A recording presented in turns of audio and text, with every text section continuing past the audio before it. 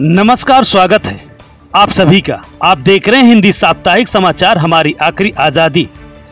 साथियों, आज आपको दिखाने जा रहे हैं सुल्तानपुर जनपद से अब तक की सबसे बड़ी खबर। जी हाँ, सरकारी तंत्र हो या फिर राजनीतिक तंत्र, इन तंत्रों द्वारा कभी कभी आम जनमानस को बड़ी बड़ी यातनाओं से रूबरू होते हुए आप सभी ने देखा व जरूर सुना होगा। लेकिन यहाँ कुछ और ही है। यहाँ तो आम जनमानस की नहीं बल्कि भारतीय जनता पार्टी के पुराने कार्यकर्ता यानी सुल्तानपुर जनपद के मुस्लिम मोर्चा जिला अध्यक्ष को लपेटे के घेरा में खड़े करने में कोई कोर कसर नहीं छोड़ा। दरअसल आपको बताते चले, जिला अध्यक्ष के लिखित तहरीर एवं प्रेस कॉन्फ्रेंस में दिए गए बयान की माने तो जिला अध्यक्ष अजादार हुसैन पर हुए जानलेवा हमला के मामलों में से लेकर सन 2018 में जिला अध्यक्ष अजादार हुसैन के पिताजी यानी नजफ अली के द्वारा लिखे एग्रीमेंट पर अजादार के विपक्षी हसन मेहदी आदि द्वारा किए गए टिप्पणी पर सुल्तानपुर मुस्लिम मोर्चा के जिला अजादार हुसैन खंडन करते हुए प्रेस कॉन्फ्रेंस में क्या कुछ कहा, तो आइए आपको सबसे पहले उस बयान पर ले चलते हैं जिसमें भारतीय जनता पार्टी के जिला अध्यक्ष अजादार हुसैन को भूमाफिया से लेकर तमाम एंगलों पर उनके विपक्षी हसन मेहदी की सोशल मीडिया पर वायरल वीडियो। मामला ये है कि मेरा मामला नजफ अली से था जो तुराब खानी के रहने वाले हैं, और इन्होंने मुझे एक ज़मीन एग्रीमेंट कर रखी थी जिसका ये रजिस्टर्ड एग्रीमेंट है। ये ग्रीन कलर जो उनकी अपनी ज़मीन थी, इनकी लड़की की शादी थी, इनकी इज्जत बचाने के लिए मैंने इनको पैसा देके ज़मीन रजिस्टर्ड एग्रीमेंट कराया था। बाद में इन्होंने नक्शा बढ़ाया, ये जो ऑरेंज कलर है इनका नक्शा बढ़ा हुआ है, लेकिन इसके अलावा ये पीले कलर वाले हिस्से पे मेरी अपनी ज़मीन पे कब्जा करके नीले कलर वाला हिस्सा जो मेरी अपनी खाते की ज़मीन है, मेरी अपने खाते की ज़मीन है, इस ज़मीन पे ये कब्जा करना चाहते हैं। ना मुझे ज़मीन देना चाहते हैं बल्कि मेरी 1.5 हिस्सा ज़मीन भी कब्जा कर ले रहे हैं और मेरा रास्ता भी यूज करने की मतलब पूरी कोशिश कर रहे हैं। चूँकि ये मामला न्यायालय में लंबित है जिसका मुकदमा चल रहा है, मैं चाह रहा हूँ कि आप सबको ये बता दूँ कि अजादार हुसैन खान जो है वो एक आपराधिक प्रवृत्ति के आदमी हैं। उनके ऊपर जो है वो कई दर्जनों आपराधिक मामले दर्ज हैं। ये इसका रिकॉर्ड है। अब इसमें कुछ फाइनल भी लगे होंगे, सुलह भी होगी, उससे मुझे मतलब नहीं, लेकिन ये इनका आपराधिक रिकॉर्ड है। अब मुझे ज़मीन न देने के चक्कर में ये सिर्फ और सिर्फ तरह तरह के हथकंडे लगाते हुए मुझे आज 2 महीने से परेशान कर रहे हैं। कल सुबह इन्होंने एक कूट रचित ढंग से प्लान बनाया, अपने आप पे इन्होंने हमला किया या क्या किया घर में हम लोगों को कुछ पता नहीं है। मैं अपने घर पे सो रहा था। मैं अपने घर से सुबह जब 8 बजे चौराहे पहुंचता हूं तो मुझे पता चलता है कि मेरे खिलाफ 307 की FIR हो गई है। जब मैंने जांच करने की कोशिश की, पता लगाया तो पता चला कि ऐसी वाकया हो गया है कि अजादार ने अपने ऊपर जो है हमला करके जो है मुझे फंसाने के लिए और इस ज़मीन पे कब्जा करने के लिए ये सारी रचना मतलब कूटरचित रचना रची है। मैं ये चाहता हूँ कि इसमें प्रशासन और राजस्व विभाग के सारे अधिकारी पूरे मामले के संज्ञान लें और इसकी निष्पक्षता से जांच कराएं ताकि मुझ गरीब को न्याय मिल सके। तो अभी तक आप सुन रहे थे अजादार हुसैन के विपक्षी की उस वायरल वीडियो को जिसमें जिला अध्यक्ष अजादार हुसैन को कूटरचित से लेकर क्या क्या नहीं कहा गया। हालांकि वायरल वीडियो को एकदम से निराधार बताते हुए विपक्षी द्वारा दिए गए बयान को निराधार एवं तर्कहीन बताते हुए डंके की चोट पर बड़े ही बेबाकी से अपने सगे सभी दस्तावेजों की जांच करवाए जाने एवं गलत पाए जाने पर 302 की सजा के बराबर सजा लेने को तैयार होते हुए अपना बयान रिलीज करवा दिया।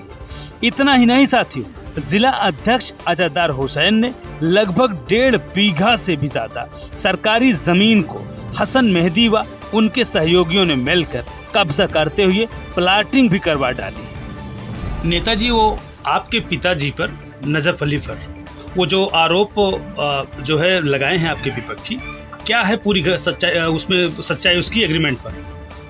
एग्रीमेंट पे हमने भी देखा तो वो कुछ कागज दिखा रहे थे एग्रीमेंट का, यही वाला कागज। हाँ, यही कागज। अगर उन्होंने दिखाया कि एग्रीमेंट इनके पिताजी ने किया है, अरे पूरी बात तो बताइए। एग्रीमेंट मेरे पिताजी ने किया है, मैं कहाँ इनकार कर रहा हूँ।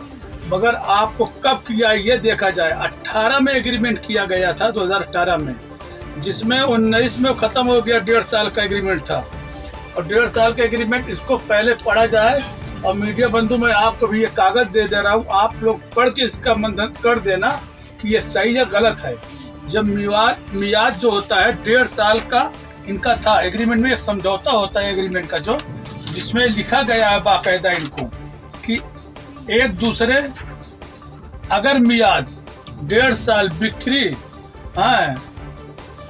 5 लाख सच तृतीय पक्षगण को प्रथम पक्ष अदा न करके बैनामा तामील कर लेगा तो रकम बैनामा 1/4 दोनों पे लागू होता है। क्या मैं ये कह सकता हूँ कि आपके कहने के अकॉर्डिंग 1.5 साल का समय दिया गया था एग्रीमेंट में? जी, 1.5 साल समय पूरा हो गया। 7 साल हो गए खत्म हुए और उसको मैंने याददाश्त पत्र भी दिया कि भैया अपना अगर आप बैनामा नहीं लिखा पा रहे हो तो आप पैसा ले लो अपना आके।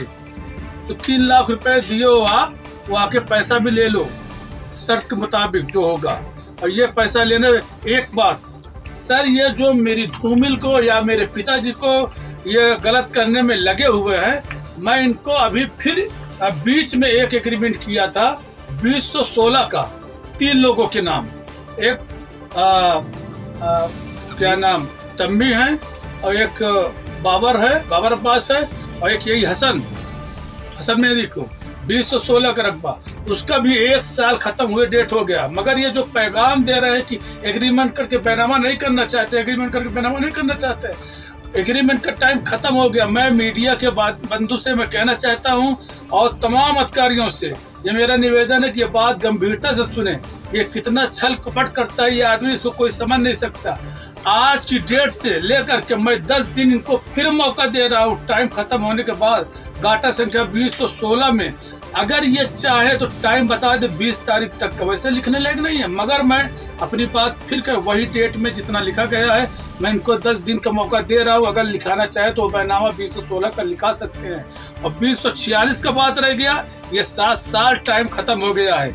और 7 साल बाद जब मैं इसको निर्माण कर तब भी हमारी इनकी पंचायत हुई और मैंने कहा अब मैं दूसरे को दे रहा हूँ। जब यहाँ पूरा काम सिलसिला चालू हो गया, इंटरलॉकिंग वगैरह बिछ गई, अब ये बनाया चाहते उस रेट में दे दे तो कभी ये हो नहीं सकता। 2 महीने से पीड़ित हूँ मैं, बार कोतवाली में दरखास्त दे रहा हूँ, सीओ साहब को दरखास्त दे रहा हूँ, कप्तान साहब को दरखास्त दे रहा हूँ कि ये लोग फिरौती के चक्कर में पड़े हुए हैं। 20 लाख रुपए 2 माह पहले मांगा जा रहा था, जिसकी मैं अप्लीकेशन कप्तान साहब को भी दिया था, कोतवाली नगर में भी दिया था। फिरौती का आरोप किस पर लगा रहे हैं? फिरौती का आरोप यह हसन और कुछ एक यहाँ पे कर्मचारी रहता है मोहम्मद समरैन हमारे तुराब खाने में, और तहसील में वो कर्मचारी है चपरासी पे, उसमें है। ये लोग मांग रहे थे कि तभी तुम्हें रास्ते से जाने देंगे। ये इसका तो उन कर्मचारियों से आपसे क्या विरोध है? एक गांव के ही रहने वाले, इनका बगल में गाटा संख्या है, बगल में 259 बिन जुमला नंबर है, बड़ा नंबर है।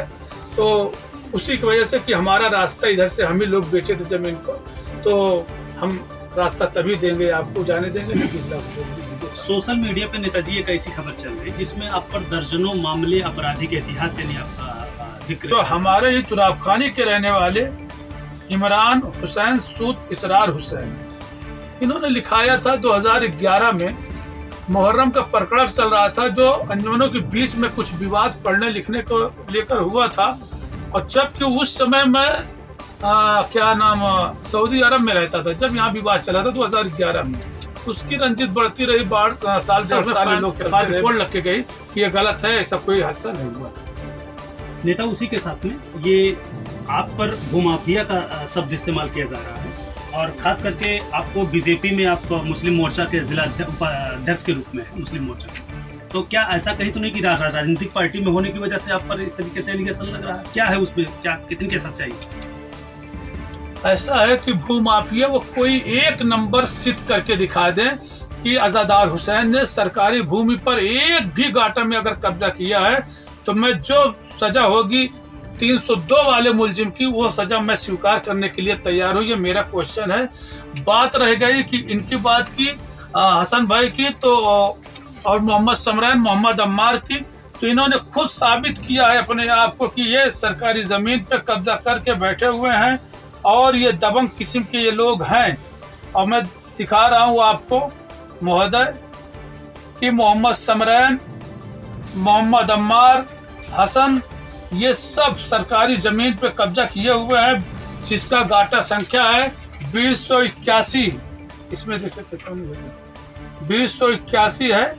और 2081 अभी जब 2 माह पहले ये चीज 2 माह पहले जब मैं ये हमारे ऊपर अटैक करना शुरू किया, हमारे ज़मीन पे विवाद पैदा करना शुरू किया तरह तरह के, तो हम दरखास्त डाले कि ये 15 साल पहले लगभग ये लोग मकान बना दिए हैं, जबकि इनका 2059 में गाटा है, 72 हिस्सा इनका है इन लोगों का खातेदारों का, जिसमें 5 खातेदार हैं ये लोग, और ये रकबा है लगभग 4 हिस्से का। यहाँ चकबंदी नहीं हुई थी। उस 2059 के आड़ में ये लोग 2081 पे 1.5 बीघा जमीन पे कब्जा करके रखा है। 1.5 बीघा जमीन पे जब मैंने आपत्ति किया, एप्लीकेशन दिया एसडीएम साहब को, तब ये लोग को पता लगा, भाग के गए दीवानी में। ये देख लिए, अब आप लोग स्वयं देख लीजिएगा। इसकी जांच मैं खुद मांग रहा हूँ सरकार से कि अगर ये लोग भ्रष्ट है तो इनके ऊपर कार्रवाई होना चाहिए। अगर हमारे चैनल पर आप नए हैं तो लाइक करें, शेयर करें और कमेंट जरूर करें। और हाँ, चैनल को सब्सक्राइब करना भी ना भूलें, ताकि आपकी पसंदीदा खबर आप तक पहुंचे सबसे पहले और आप बने रहें जागरूक। शुक्रिया।